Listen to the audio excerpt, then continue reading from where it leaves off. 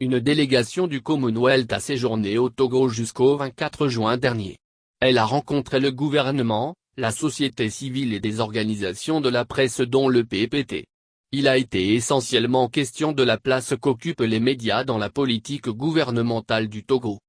La rencontre a eu lieu le mercredi dernier dans les locaux du ministère de la Communication et des Médias.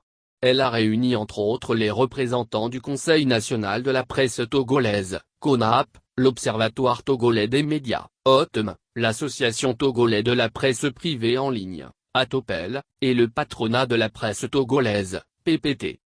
Les débats ont tourné autour des évolutions constatées dans la corporation journalistique ces dernières années, les réformes opérées dans le secteur.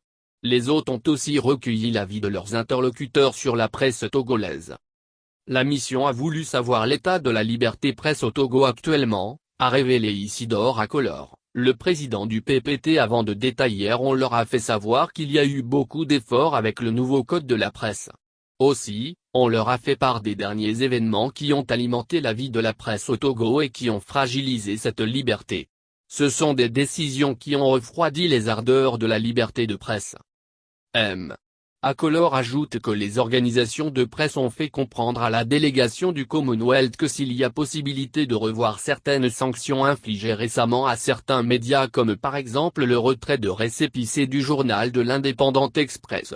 Car, ils ont soutenu que pour avoir de très bonnes notes au niveau de l'évaluation de Reporters sans frontières, certaines décisions doivent être bien réfléchies avant d'être prises.